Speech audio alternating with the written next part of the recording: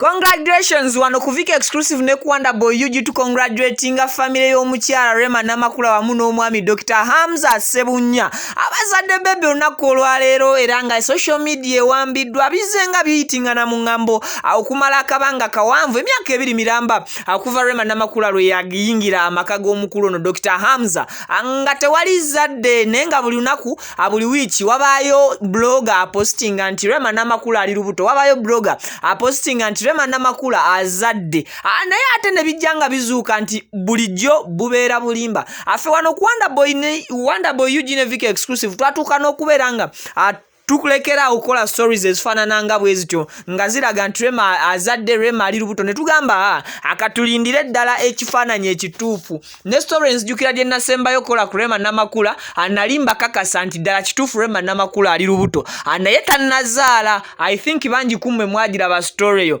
so tukugamba bw'oba wa subscribing nga wano ku Wonder Boy UG ne ku Viki Exclusive nga wakwata ne ku kadako n'okajja mu personalize n'okateeka mu all ng'ofuna notifications affe bulungi updates nga zino bulijjo buli lunaku obadde ng'oziraba era ng'ozifuna so kati olunaku olwaleero wano fans baffe subscribers baffe followers baffe abalungi ba queens ne ba kings subscribing edda atukwagaliza mwana muwala Rema Namakula obulamu obwessanyu mu family eno kubanga kati bulijjo muli basanyufu nga temuyina zadde ne kati ateke mwafunye zadde muli bakukisussa bingi bibadde nga byogerwa nti naye ddala Rema Namakula alizaalira Dr. Hamza era nga n'abasinga okutunda eddagala erya habo abagereza nnyo ku mukulu ono Dr. Hamza so awolaba Dr. Hamza abadde agezaako okubeera nga yeekebejja omwana ekisinga okubeera ekyenjawulo nti dokita nga dokita y'omu ku babadde abasaale ennyo okulaba nga nakazadde ono Rema Namakula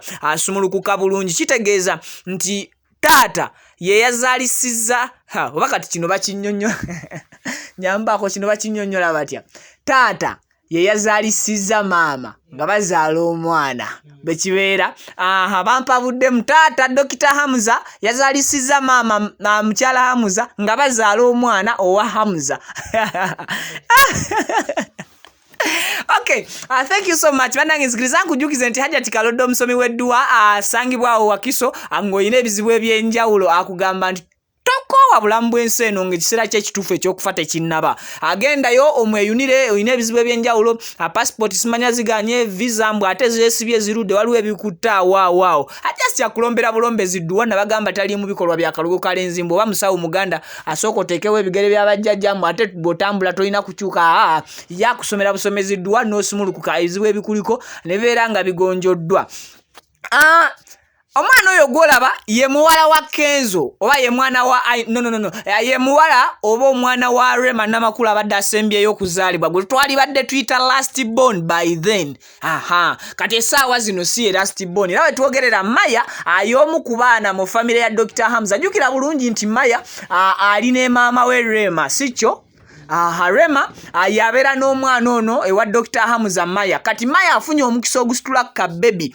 akato akabebi akanyirivu akabebi akafamire eya dokita era nga dokita ye yayambyeko maamu kubanga bazaala. We congratulate you and for that reason kankusaba subscribing bobeera obadde mpya ku YouTube channel zaffe zino zombi olabidde ku Wonder Boy oba olabidde ku Viki Exclusive kwata mukade after subscribing then ojja kubeera otuwadde akamwenyumwenyu kutama n'okubeera nga tufuna amaanyi ageyongera okubeera nga tukuweereza ssaawa zonna. I sign out.